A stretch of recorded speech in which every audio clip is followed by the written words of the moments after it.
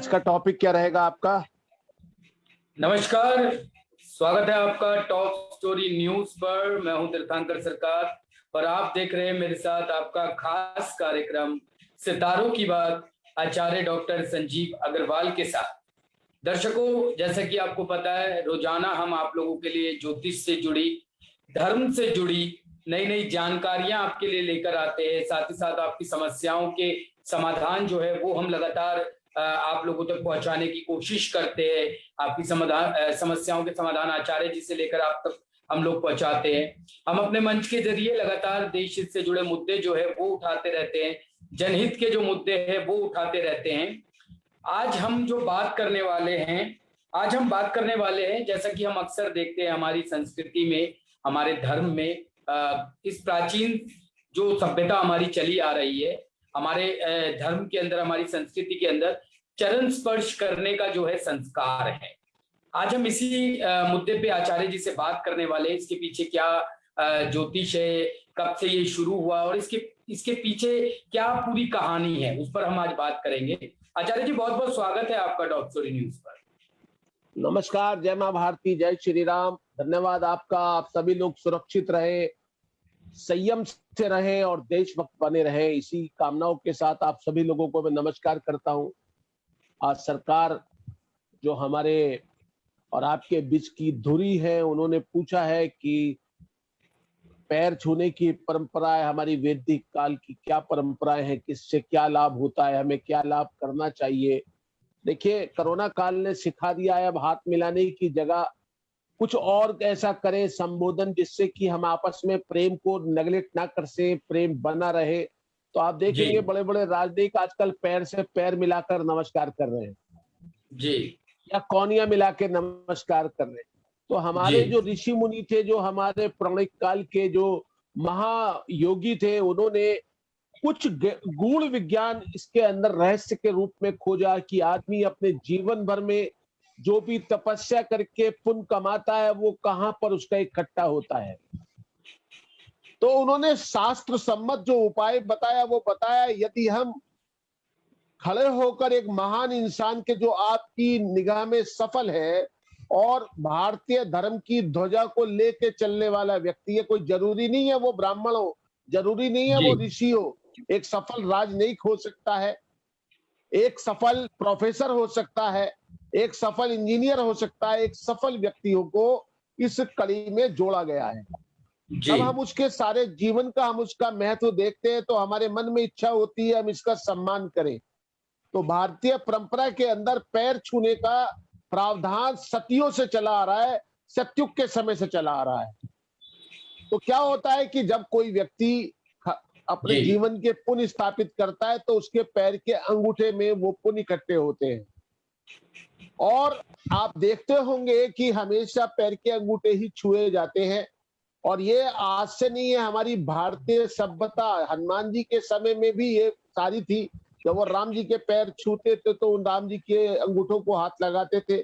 ऐसा फोटो के माध्यम से भी आप लोगों के बीच में है। अगर आप ये कहें कि हनुमान जी तुलसीदास जी की देन थे तो भी 350-400 वर्ष इस बात को हो चुके हैं कि जब हमारा हनुमान जी पैर छूते थे। और फिर रामायण का जो है 1,10,000 वर्ष पुरानी बातें हैं। तो उस समय से ये परंपरा चली आ रही है कि हम लोग सभ्य आदमी के जो अपने जीवन में बहुत कुछ किया उसके अंगूठे, शरीर के अंदर और भी बहुत सारे भाग होते हैं, हम उन्हें क्यों नहीं छूते? हम उन्हें क्यों नहीं छूते? हम पैर के अंगूठे को ही क्यों छूते हैं? पैरों पे क्यों हाथ लगाते हैं? एक स्त्री दूसरे स्त्री के पैर को ही क्यों मसल के देखती है, उसके पैरों को ही क्यों दबाती है? हमें ये सौभाग्य का प्रतीक समझा जाता है। हमारे धर्म के हिसाब से, हमारे वैदिक धर्म के हिसाब से ये सौभाग्य का प्रतीक है। और हमारे ये माना जाता है हमारे धर्म के अंदर कि यदि हम किसी के पैर छूते हैं, जो उससे निकलने वाली पॉजिटिव एनर्जी है, उससे हमारा जो आज्ञा चक्र है, हमारे जो ब्रेन के ऊपर का, माथे के ऊपर का जो चक्र है वो क्रियाशील हो जाता है और हमें उससे बहुत सारे जो लाभ हैं वो हमें प्राप्त होते हैं। और मैंने महसूस भी किया जब हम किसी महापुरुष के चरण छूते हैं तो हमारे शरीर में एक झुंझुरी सी आती है और हमारा जो आज्ञा चक्र है एक अलग ही स्थान की ओर प्रस्थान करता है, जिसको हम निर्मलता की ओर ले जाने वाली बात कहते हैं। यदि हम अपने पैर छूते हैं किसी के, तो उसका तार्किक हम ये अपने मन को मानते हैं कि उसका आशीर्वाद हमारे तंत्र को, हमारे मस्तिष्क को, हमारे शरीर को, हमारी उंगलियों को, हमारी कार्यविधि को मिलता है। पैर छूने से लाभ तो मिलता ही है, साथ ही हम ये कहते हैं कि हमें उसकी जो गुरुत्वाकर्षण शक्ति होती है, जो चुंबकीय ऊर्जा होती है, उसका भी हमको लाभ मिलता है। जैसे दक्षिणी ध्रुव और उत्तरी ध्रुव होते हैं, हम उसके बीच में आ जाते हैं, तो हमारे कई बार कालसर्प दोष की पुनरावृत्ति हो जाती है। इसी तरह यदि हम लोग किसी महान व्यक्ति के चरण छूते हैं, तो हमें उसका लाभ मिलता है, उसकी एनर्जी हमें मिलती है, उसके आचरण का लाभ हमको होता है। लेकिन ये जो सत्य पुरुष है, जो सच्चे आचरण करते हैं, ये उन्हीं के पैर छूने से लाभ होता है। अब आप जो ऊपर से तो मानवीय हो और अंदर से राक्षस हो, ऐसे लोगों के पैर छुओगे तो आपकी प्रवृत्ति कैसे बदलेगी? आप में नकारात्मक भावना आएगी। तो हमें ये भी देखना है जिसके हम चरण छू रहे हैं, वो भद्र जन है नहीं, वो परोपकारी है नहीं, वो समाज को कुछ देता है या नहीं देता है। ये सारी बातें हमारी महान संस्कृति से जुड़ी हैं और उसी के रोशनी के अंदर हम देखते हैं कि कौन आदमी क्या है और उसके चरण छूने से हमको क्या प्राप्ति होती है। एक सहनशील व्यक्ति के चरण छूने से हमें सहनशीलता मिलती है, एक उग्रवादी के पैर छूने से हमारे अंदर तामसिकता आती है, एक शराबी व्यक्ति के पैर छूने से हमारे अंदर तामसिकता आती है, लेकिन एक शिक्षक व्यक्ति के पैर छूने से हमें आत्मा को लाभ होता है और हम लोग शिक्षा की ओर चलते हैं। ऐसा हमारे समाज का, हमारे वैदिक काल का आईना है।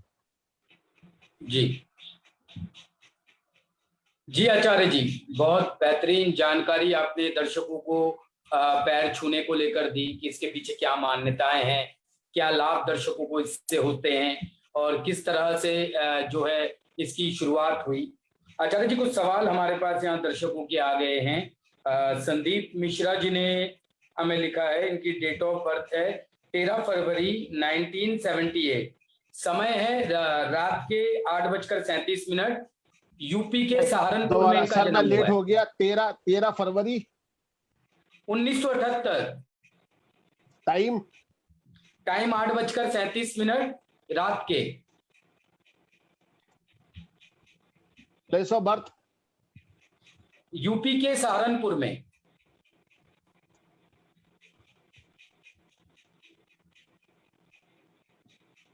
कारोबार संबंधी ये जानना चाहते हैं अपना।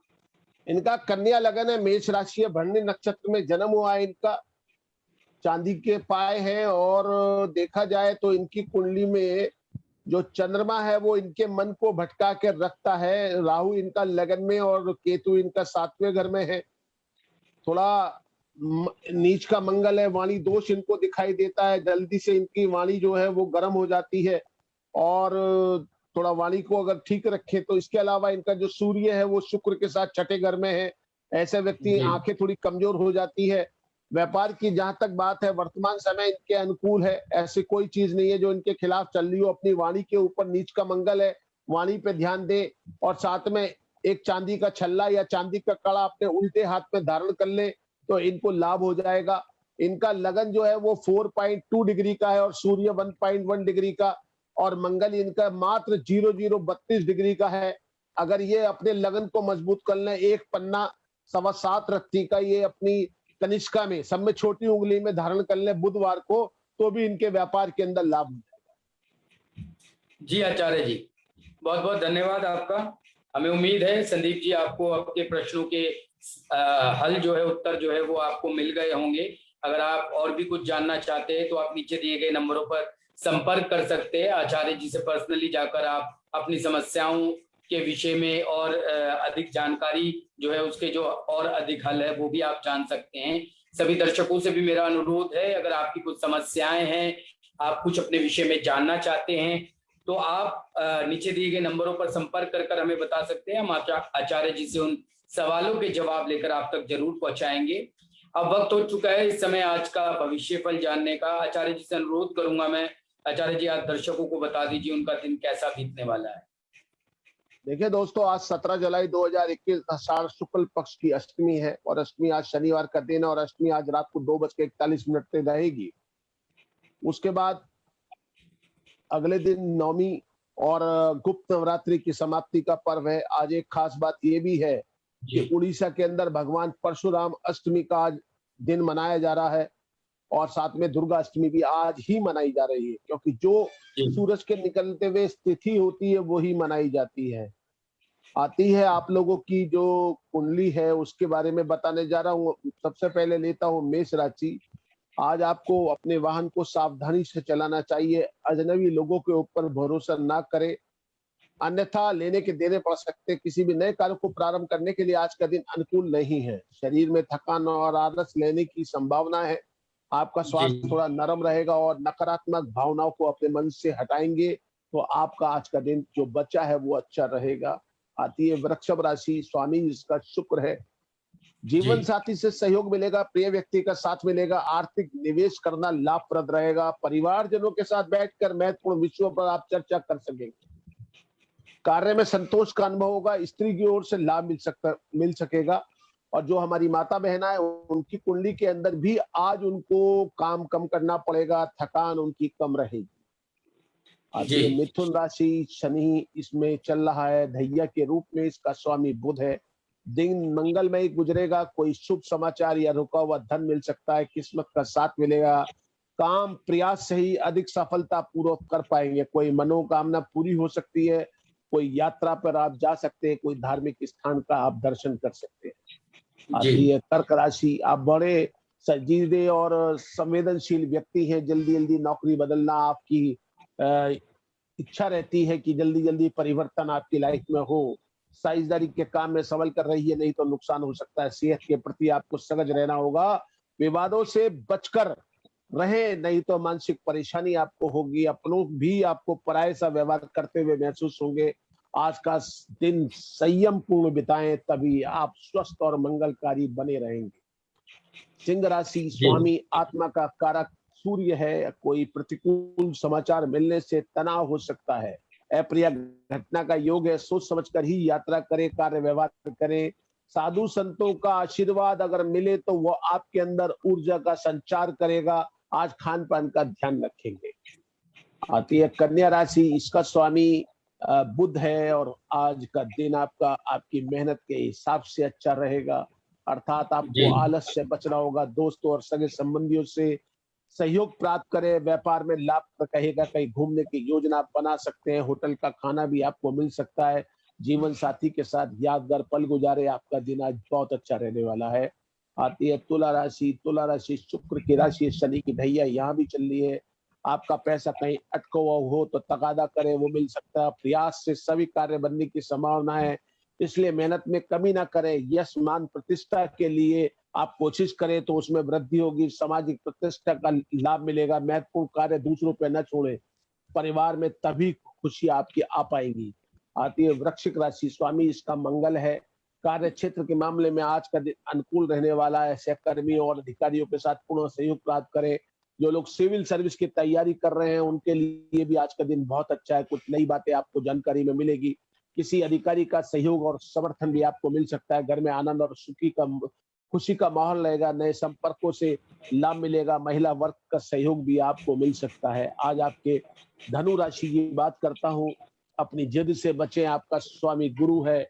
जिद से बढ़ने से आपको नुकसान के रास्ते बन सकते हैं। किसी पे ज्यादा भरोसा ना करें, संभल कर चले। आज आपके खर्चे बढ़े रहेंगे।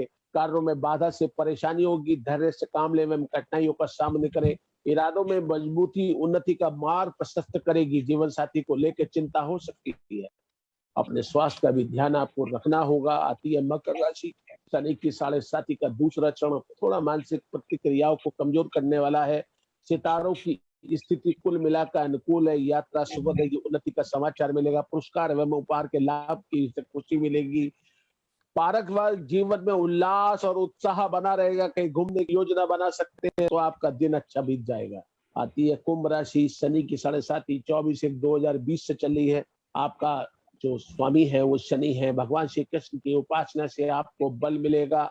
कहीं किसी मंदिर के अंदर जाके आप चने का भोग लगाएंगे तो आपको बहुत लाभ होगा। किसी प्रिय व्यक्ति से मुलाकात है, सुख की प्राप्ति होगी। भाई बंधुओं से मेल जोल बढ़ेगा।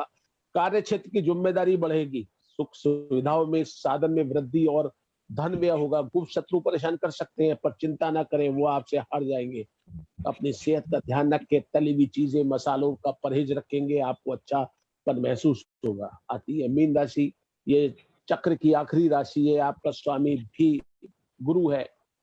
भाग्य का साथ सफलता दिलाएगा, विरोधी परास्त होंगे, व्यवहार कुशलता से आपका काम बनेगा, कार्य क्षेत्र में प्रभाव और सम्मान बढ़ेगा, कई अच्छे अवसर आपको मिल सकते हैं, उसका लाभ उठाइए।